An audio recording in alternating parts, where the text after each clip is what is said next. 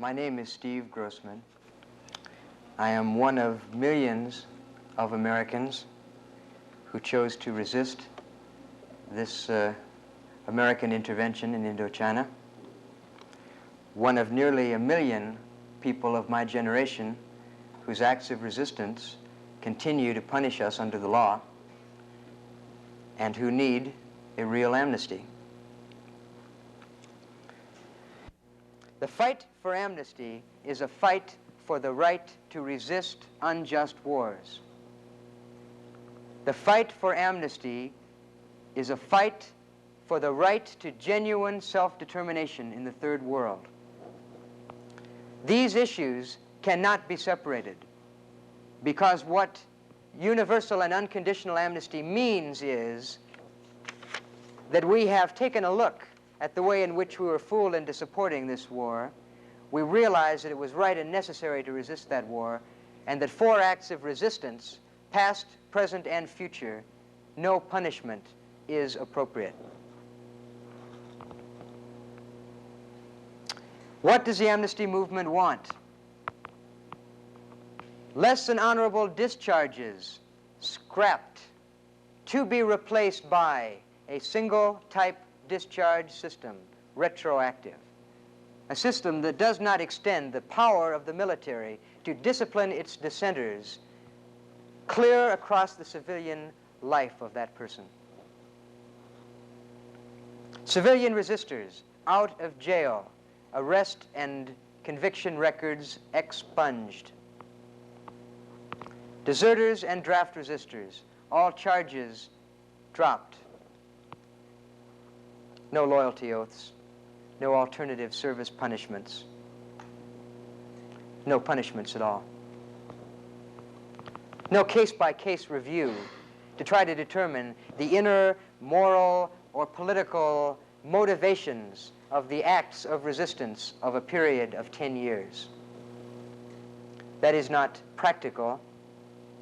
That is a procedure that in every case it's been applied has shown race and class discrimination. It is also unjust. What we want is a universal, extending to all categories of war resistance, and unconditional, non-punitive amnesty. We who continue to oppose a continuing war in Indochina and make as one part of that opposition a demand for a real amnesty, have decided to use that 15-day period to, in effect, bring the case for a real amnesty directly to the people, to lay before the people the facts about this so-called clemency program, facts which many people may not be aware of due to the nature of the packaging of that program, to tell you why war resistors both in exile and in this country, where most war resistors are boycotting that program. Why we continue to demand a universal and unconditional amnesty and a real end to American involvement in Indochina. What I am going to try to do as a matter of how to make a certain communication to you is to try to structure a lot of my thinking on this question of amnesty and the war into the framework of my own life, on the idea that it might be of interest to you to follow through a period of years in the life of another person who, like all of us in this room, has gone through a certain growing process in relation to that war that has so damaged both we Americans and the Indochinese people. And trace the changes that I've gone through that one might say brought me to where I presently am, and brought many hundreds of thousands of us to a need of a real amnesty and a desire to press forward on that demand with some determination. From the years 1964 to 1967, I was a university student. During those years, each year I requested, and I got, and I accepted a student deferment. I knew that there was a war going on somewhere, though I didn't know very much about it.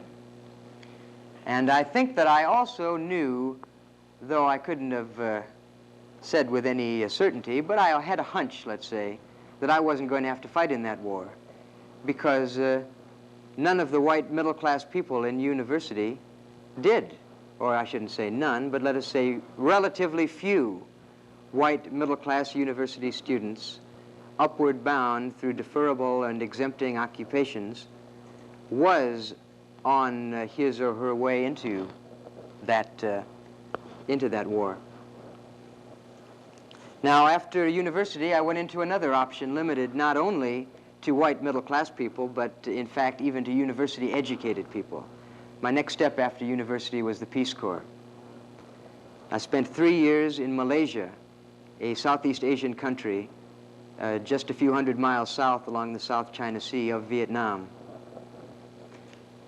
Now, I would hope that nothing I would say about my experiences in the Peace Corps in terms of what I have learned during those 3 years can be taken as a defense of the role of the Peace Corps, past or present, because with some thought and study, I have come to get a little better understanding of the Peace Corps than I had at the time I was in it, and I wouldn't for a moment defend its role.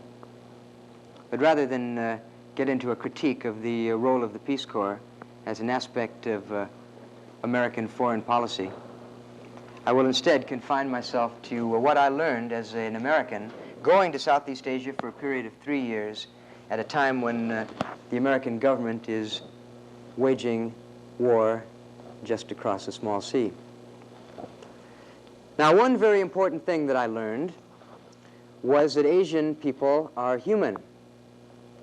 That may sound surprising, and I probably wouldn't have put it exactly in those words at the time that revelation occurred to me.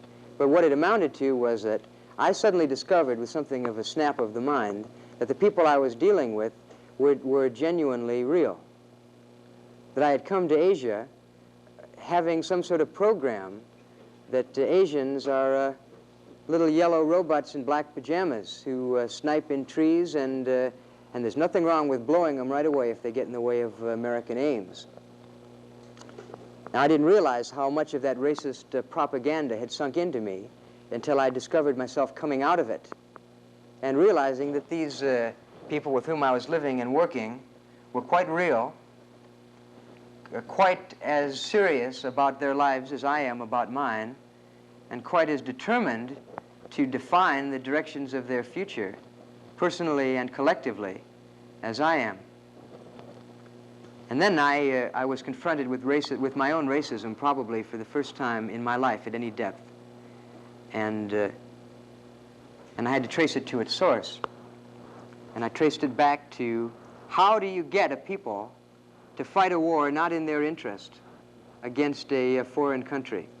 And one part of that way is to promote a racial stereotype that is so demeaning and hateful that you can motivate people who don't see through that program into destroying these people. I remember a decade of being told about gooks and slowpeds, defined in terms that were less than human. Well, that was lesson number one. I was being programmed in the kind of racism that is used by a government to make people fight a war against people of another race when that war is not in the genuine interests of the people being made to do the fighting. Lesson number one, racism in a time of war. Lesson number two, what is a war about? Well, I had 3 years to talk to Asian people about an Asian war. 3 years to talk to Malaysians, Vietnamese, Thais, Cambodians, everybody I could. I talked to about this war, because as I stayed there, it became a matter of more and more interest to me, became something of a preoccupation to me, to find out what exactly is going on in Indochina, what exactly is chewing up Vietnam and chewing up much of my generation of Americans. Now, I must say that at that time, at the time that I went into the Peace Corps, for what little I knew about the war, supported the war. I guess I related, as many of us in this room may remember relating to that war, as something that the government, our government, must be making that is right because they're the government, because they know better than we do, because they have information that we don't have. After all, they wouldn't lie to us, would they? Now that's what I went with, a sort of general and vague, undefined support of the war, but an also genuine willingness to try to find the truth about that war and to begin in that struggle with the Asian people themselves. And the story that Asian people told me, as you might well imagine, was quite different from the story the American government told me, both in terms of the objective history of the struggle in Vietnam, which I could have learned in 10 minutes in any library in the United States, but which I'd never taken the trouble to do.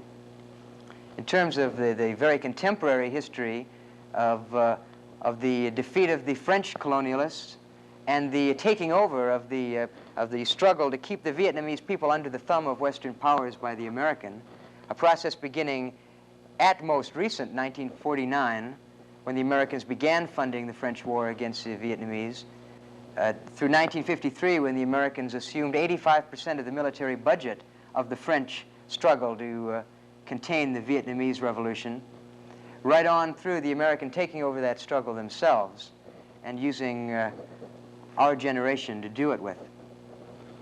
What the Asian people, by and large, told me, as I looked for the truth into this question, was that the so-called enemy in Vietnam was the very expression of the will of the Vietnamese people. Well, that came as something of a shock to me. I wasn't ready for that.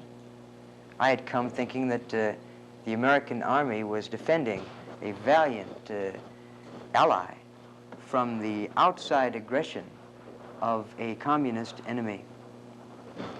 What I was told time and time again is that Vietnam is one country and one culture with one will, and that is a will to establish its own democratic government free from the influence of either the French or the American or any other colonial or imperialist power seeking to dominate them.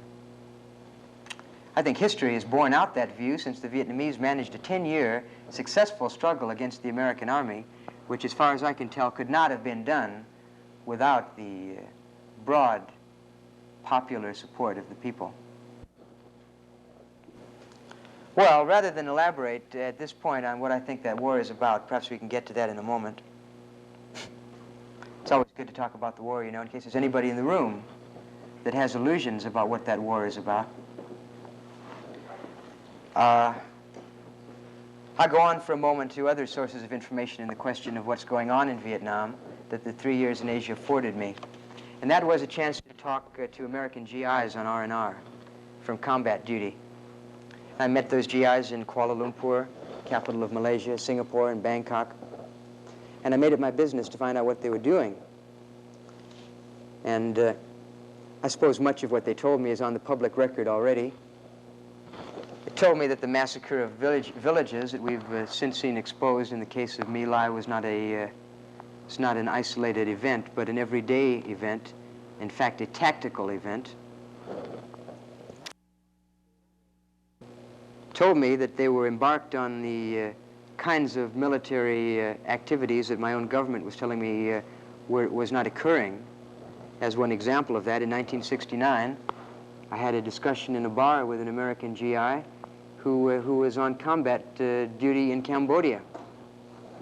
The President was telling me at that time, as he was telling you and the world at that time, that the American government respects the neutrality of Cambodia and there are no American combat missions or troops in Cambodia. Well, more than once I talked to GIs on combat missions in Cambodia and bomber pilots as well. Well, all right, here's what I was getting to during those years. That I'd been programmed to think of the Asians as subhuman and expendable at the whim of the American government. That the reality of the war bore no relation to what I'd been told. That the history of that war and its present, and the way in which it was being run was covered over in one lie after another, and that I was not going to fight against the Vietnamese people in their struggle to free themselves from the domination of the American government. I also learned another thing that may interest you. I learned, or I should say I realized, that the only thing that had allowed me to make a decision about being drafted to fight in Vietnam at the age of 25 instead of the age of 18 was being white and middle class. Because working class people in this country, third world people in this country, by and large made that decision at 18. If I'd been asked at 18, I shouldn't say asked, should I? Had I been ordered at the age of 18, I'd have gone. But I was ordered at the age of 25 with time to talk to the Asian people about what's going on over there and GIs about what they're doing over there. And the only reason I was able to make a different decision was because a system of selective service deferments allowed white middle-class people to skate right on through deferring and deferring or exempting. Now, I was later to find out, a statistic I didn't know at that time, that of the draft-eligible people of our generation, 89% weren't inducted. 11% were. Now, that 89% contains almost me and many of the people we know. It's people that rode those student deferments right on through university and graduate school, right on into deferring or exempting occupations. It's people that found physical defects, real or not, that were exempting.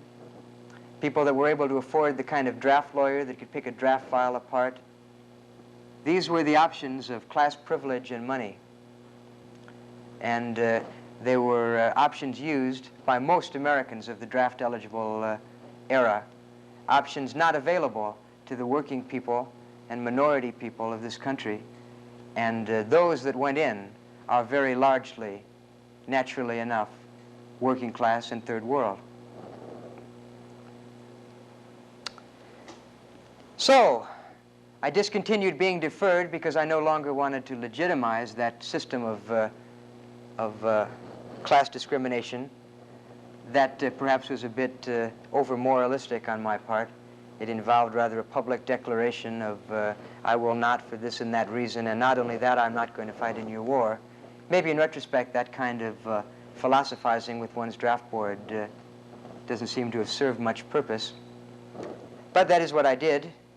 I returned from the Peace Corps after the third year, was promptly ordered for induction, refused.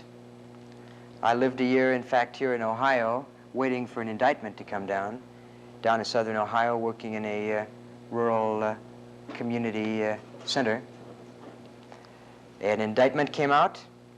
I was arrested, arraigned, released on personal recognizance, decided between jail and exile, and chose exile. Now, there's an interesting piece of law that relates in a rather interesting way to my own life case. And that is a body of law that emerged from the Nuremberg tribunals following the Second World War. That body of Nuremberg principles, having been ratified by the American Congress and stand as American law as well as international law. Many people don't know that. Article 4 of the Nuremberg Principles holds the individual responsible to refuse an illegal order, provided any alternative is available to that person. And that person is not relieved of his responsibility to refuse that illegal order by claiming it to be the order of either his superior, his or her superior, or government. Now, that has an interesting relationship to me because I knew before I was drafted, due to this set of circumstances of my own life, I knew before I was drafted something of what was going on in Vietnam. I knew that war crime was an everyday activity. I knew that the war itself was undeclared and within American law unconstitutional. I knew that the war itself was in violation of international law, fraught with war crimes and covered over with deception. I knew that were I to accept an induction order, I might well be sent to invade Cambodia at the very same time the American people were told there were no American combat missions in Cambodia. And so, in a very real way, I had a responsibility under the law to refuse that illegal order. That would be quite an interesting case to make, wouldn't it? Unfortunately, it's very hard to get a court to consider that argument. Now, we hear a good deal these days about reconciliation. Ford uses it all the time. Bring the nation together, heal the wounds, put the war behind us. And I am interested in reconciliation. That's what I'm struggling for. But only certain kinds of reconciliation. I'm interested in reconciling those of us who resisted this war with those of us who were made to fight this war. And the basis of that reconciliation is the exposure of the lies that were used to make people fight this war, and a true analysis of what has been going on and continues to go on in Indochina. I'm interested in reconciliation within families, such as my own, where some of us fought and some of us didn't, where some of us believed the lies and some of us exposed the lies. And I'm interested in reconciliation across an entire generation that's been mutilated psychologically and physically by being forced to fight a war not in the interests of one's own people. I am not interested in reconciliation with the war makers. And I am not interested in reconciliation with a system that requires wars such as the Indochina War in order to continue to survive. A system that determined to make of the Vietnamese people an example to all third world people that nobody is going to get away with nationalizing natural resources, and the United States military is here to see that nobody gets away with that. A system that intended to make of the Vietnamese people an example that the American military will contain and end any efforts anywhere in the developing world to get control over political destiny and natural resources. A system that thinks nothing of sending American working people out to kill the working people of tiny countries everywhere in the world to gain access to their oil, their tin, their rubber, their tungsten, their buying power, their so-called cheap labor, the military positions, the strategic positions represented by certain critical points in Southeast Asia, such as the Straits of Malacca. A system that was determined to use the Vietnam War as a good place to sharpen up the weaponry, good place to find the limits of ground power in a war of national liberation. What are the limits of air power? What are the limits of computer technology? How exactly can we develop the technology sufficient to defeat the will of a people to free themselves from external domination? Now, that is the system that wages war in Indochina, and that system has a name, and that name very well describes the phenomenon we're discussing. And because it describes it so well, that word, that name, has received a good deal of what you might call bad press. It's got sort of a black eye in the public mind. Reason being, the people that write the press run the system. The name of that system is imperialism. The Amnesty movement is an anti-imperialist movement.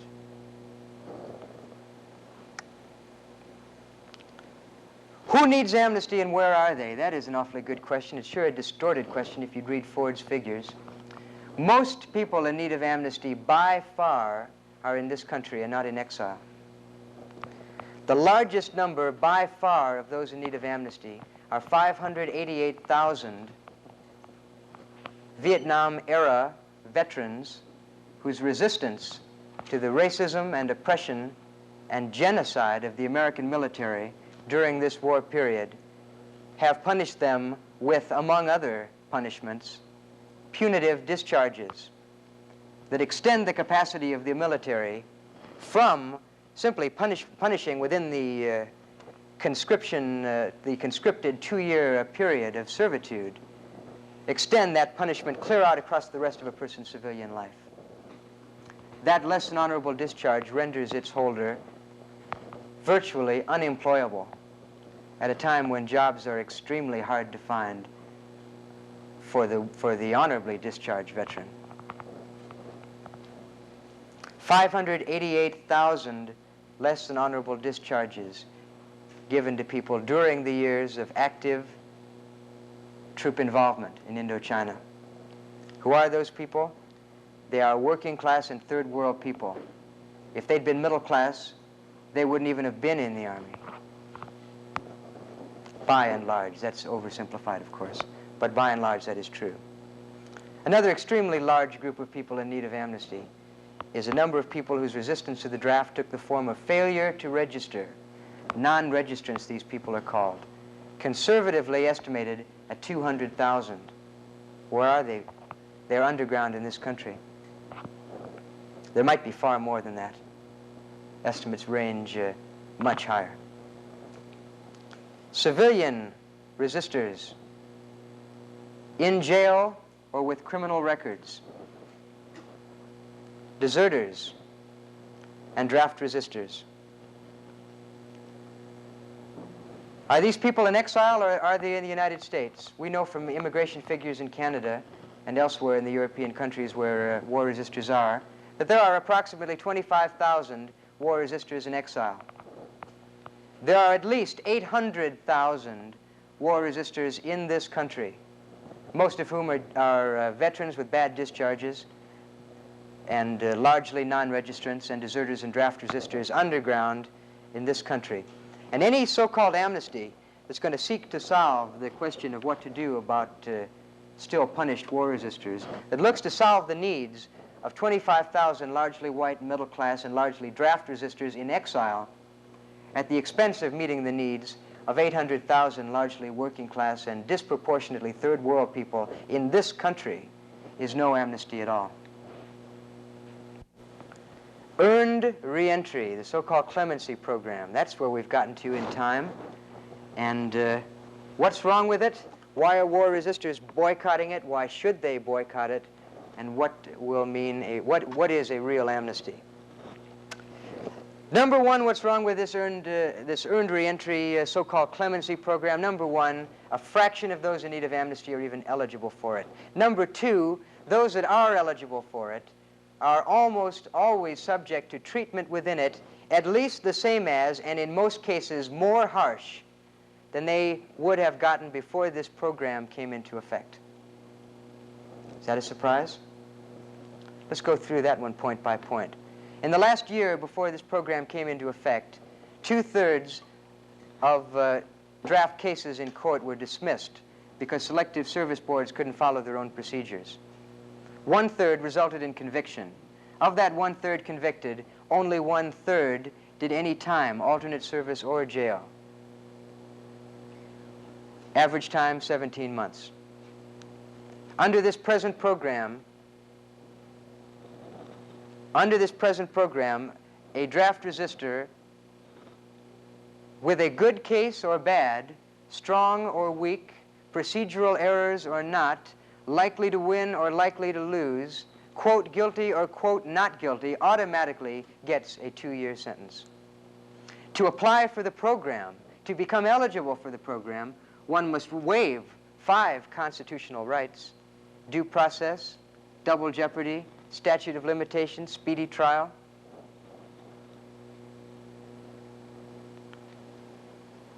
That is in the case of draft resistors. Maybe I've demonstrated that an individual draft resistor gets in general, a harsher treatment under this program than out of it. How about a deserter? Right through this period and even during this period, a deserter that goes back to certain military bases, well known which bases these are, can get a Chapter 10 discharge for the good of the service. He's out again in a matter of a few weeks. He's got a bad discharge, which is not to say that he's not heavily punished, but he does not have a 2-year hitch of punitive service after which he gets a so-called clemency discharge worse than the one he's already got. Let me see if I made that clear. Before earned reentry existed, and during it, outside of its procedures, a deserter can process himself in and out of a military base with a bad discharge. No affirmation of loyalty and no 2 years of service.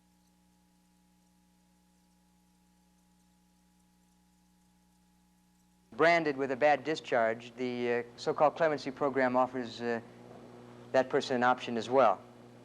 That person can apply to the program, be sentenced to a 2-year period of punitive service, and after which get a clemency discharge, which probably on the employment scene is a worse liability than the bad discharge he's already got. In terms of VA benefits, some categories of bad discharges have some VA benefits. A clemency discharge has none. Now, is that no one has anything whatever to gain by going into this program. In fact, many people have much to lose by going into this program. But the most serious problem with this program is that by continuing to punish war resistors for their opposition to the war in Indochina, it continues to legitimize that war. It continues to say that that war was right and necessary, and that resistance was wrong and criminal. And for we who have resisted that war to now accept punishment for our just and correct acts of resistance is to say that that war was something that that war was not. Was to say that that war was a war in the interests of the American people or a just war. And that war was neither. That war was an imperialist war. The evidence is on the table. All someone do is open the book. Now, if the war was wrong, resistance cannot also be wrong. It can't go both ways. And to accept punishment is simply to continue the cover-up of the real nature of the war. Now, we held a conference in Toronto a short time ago, International Conference of Exiles. We intended it to be a delegate conference. It occurred around 1 week after the announcement of the so-called clemency program. Exiled war resistors were so anxious to make known their rejection of this program that what we intended to be a delegate conference became a mass meeting. And the vote on what to do about this question of so-called clemency was both a unanimous vote of delegates from organizations and a unanimous vote of hundreds of war resistors in the Toronto area who jammed that conference hall to vote to boycott that program, give it the failure that it so well deserves, and after it's down and out, continue to organize and mobilize on the issue of a real amnesty. An amnesty that extends to every category of war resistor and extends to every category in a non-punitive way. A universal, unconditional amnesty. Now, the National Council for Universal Unconditional Amnesty, as we mentioned earlier, is an organization of organizations. It has approximately 100 constituent organizations, all working for real amnesty.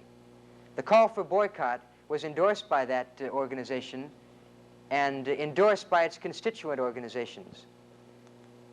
War resistors in the United States, where most are, and in exile, are boycotting this program. But they are doing so in faith that the American people will simply take the trouble to discover what American involvement in Indochina has been and continues to be about. Will take the trouble to open up the Pentagon Papers and read them, to read what was signed by the nations assembled at the Geneva Conference of 1954, to take one objective look at the history of Vietnam in the past few decades and make an honest decision on what that war has been about. And based on that decision, to decide what to do with the question of war resistors from that era. Punish them or not. I have some confidence that people are willing at this time to take the trouble to make an honest investigation of the nature of this war, and based on that, will press with some determination for a universal and unconditional amnesty. Fact of the matter is that war continues. Vietnam figures indicate, perhaps you're skeptical of Vietnam figures, they have a good record historically of being true, but the American Congress affirms, though a slightly lower number, there are thousands, Vietnam sources say 25,000, American so-called civilians presently at work in Vietnam, South Vietnam, performing the same jobs they were when they wore their uniforms. They are now so-called civilian employees of American corporations. If you're concerned about the number, which I don't think is that critical, there's presently legislation pending in the Congress to reduce the number of so-called civilian advisors to 4,700. So the American Congress will grant us, at present, at least more than 4,700. Vietnamese sources indicate 25,000 people. What are they doing? They are making the tactical decisions of this war. They are operating, they are maintaining the sophisticated weaponry being used in this war, operating the computerized technological warfare systems of this war, maintaining those airplanes, administrating the South Vietnamese police force, and administrating the prison system, among many other jobs. That prison system continuing to detain, torture, and kill political prisoners, even the detention of whom is directly in violation of the Paris agreements, to which that South Vietnamese government and this American government are signatories. 85% of the budget of South Vietnam is paid for by the American taxpayer. That money holds in power an unpopular, anti-democratic, fascist government. A government that stated in the month following the signing of the Paris agreements, through its figurehead of Thieu, that there will be no coalition government in Vietnam in direct violation of the Paris agreements. There will be no election in Vietnam in direct violation of the agreements. The American taxpayer is holding into power a government pledged and determined to violate the agreements to which it and this government are signatories. The actual level of fighting is higher right now in Vietnam than at any time in the past 2 years. What has this got to do with the amnesty question? Is that your thought? Because if we've been resisting this war all along, and there's such a good cover-up going on right now of its continuation, it's as important now, or perhaps more important now than before, that we continue to press for a genuine end to American involvement in Indochina. The fight for amnesty is a fight for the right to resist unjust wars. The fight for amnesty is a fight for the right to genuine self-determination in the Third World. These issues cannot be separated, because what universal and unconditional amnesty means is that we have taken a look at the way in which we were fooled into supporting this war. We realized that it was right and necessary to resist that war, and that for acts of resistance, past, present, and future, no punishment is appropriate. What does the amnesty movement want? Less than honorable discharges scrapped to be replaced by a single type discharge system, retroactive. A system that does not extend the power of the military to discipline its dissenters clear across the civilian life of that person. Civilian resistors out of jail, arrest and conviction records expunged. Deserters and draft resistors, all charges dropped. No loyalty oaths, no alternative service punishments, no punishments at all. No case-by-case review to try to determine the inner moral or political motivations of the acts of resistance of a period of 10 years. That is not practical. That is a procedure that in every case it's been applied has shown race and class discrimination. It is also unjust. What we want is a universal, extending to all categories of war resistance, and unconditional, non-punitive amnesty. Now, what can you do if you agree with some of the things I'm saying? Well, one thing I want to say before I even get into that is that I don't ask you to believe one word I've had to say about the war in Indochina or about war resistance to it. All I ask you or anybody to do is to take the trouble to find out the truth about this war. Read the government's own records about it is a good starting place. Luckily, they've been made public. Avail yourselves of the objective history, political, military, historical, of this struggle and find out what it's been about and compare what you learn to what you've been told over a 10-year period. Now, what can you do? If you think that you'd like to oppose this war and the system that it supports, you can join the struggle for a just amnesty as one part of that struggle. You can find one of this 100 constituent organizations in the National Council for Universal Unconditional Amnesty. You can join them. You can help them enlarge their membership, whatever group that is. Maybe it's a church group. Maybe it's a civil liberties group. Maybe it's the ACLU. Maybe it's the Vietnam Veterans Against the War Winter Soldier Organization. There's 100 groups doing this work. Help them organize the people around a just demand that relates to 1 million fellow citizens of this country and countless millions third world people around the world. The fight for amnesty is a fight for the restoration of the civil rights of war resistors of this generation, but much, much larger than that.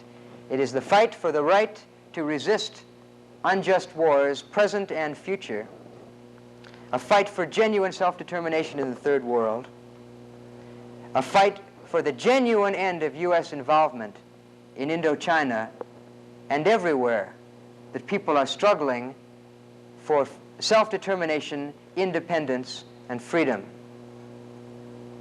And that is all that I have to say this afternoon.